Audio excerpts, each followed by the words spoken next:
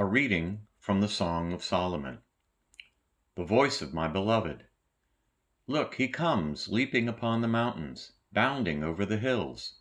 My beloved is like a gazelle or a young stag. Look, there he stands behind our wall, gazing in at the windows, looking through the lattice. My beloved speaks and says to me, Arise, my love, my fair one, and come away, for now the winter is past, the rain is over and gone. The flowers appear on the earth, the time of singing has come, and the voice of the turtle dove is heard in our land. The fig tree puts forth its figs, and the vines are in blossom. They give forth fragrance. Arise, my love, my fair one, and come away. Psalm 45, verses 1, 2, and 7 through 10. My heart is stirring with a noble song. Let me recite what I have fashioned for the King. My tongue shall be the pen of a skilled writer. You are the fairest of men. Grace flows from your lips, because God has blessed you forever. Your throne, O God, endures forever and ever. A scepter of righteousness is the scepter of your kingdom. You love righteousness and hate iniquity.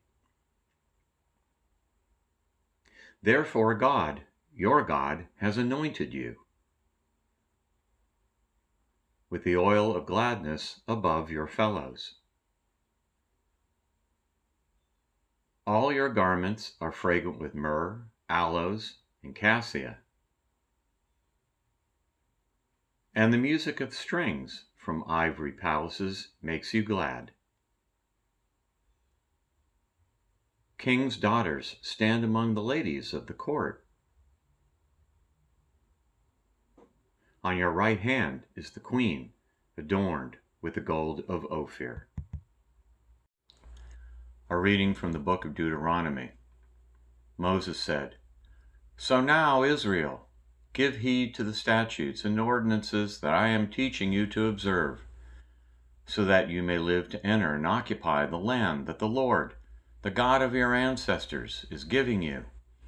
You must neither add anything to what I command you, nor take away anything from it, but keep the commandments of the Lord your God, with which I am charging you.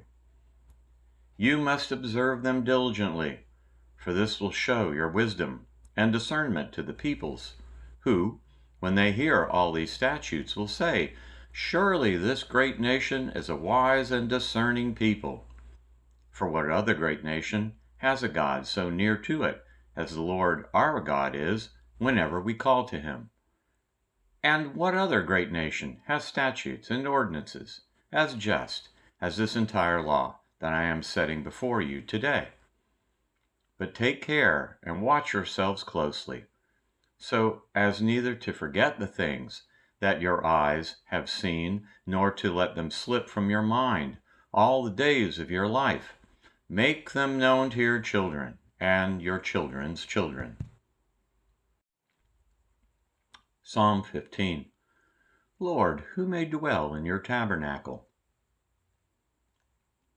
Who may abide upon your holy hill? Whoever leads a blameless life and does what is right. Who speaks the truth from his heart. There is no guile upon his tongue. He does no evil to his friend. He does not heap contempt upon his neighbor. In his sight the wicked is rejected, but he honors those who fear the Lord. He has sworn to do no wrong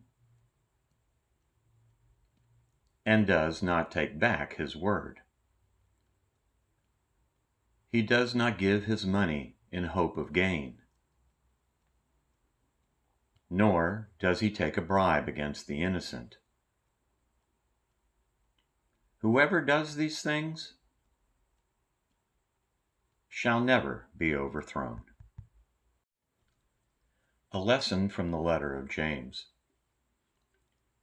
Every generous act of giving, with every perfect gift, is from above, coming down from the Father of lights, with whom there is no variation or shadow due to change.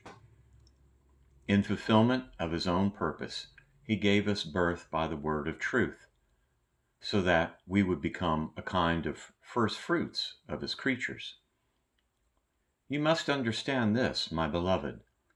Let everyone be quick to listen, slow to speak, slow to anger. For your anger does not produce God's righteousness. Therefore, rid yourselves of all sordidness and rank growth of wickedness, and welcome with meekness the implanted word that has the power to save your souls. But be doers of the word, and not merely hearers who deceive themselves. For if any are hearers of the word and not doers, they are like those who look at themselves in a mirror. For they look at themselves and, on going away, immediately forget what they were like. But those who look into the perfect law, the law of liberty, and persevere, being not hearers who forget, but doers who act, they will be blessed in their doing. If any think they are religious, and do not bridle their tongues, but deceive their hearts, their religion is worthless. Religion that is pure and undefiled before God the Father is this: to care for orphans and widows in their distress, and to keep oneself unstained by the world. The Gospel according to Mark.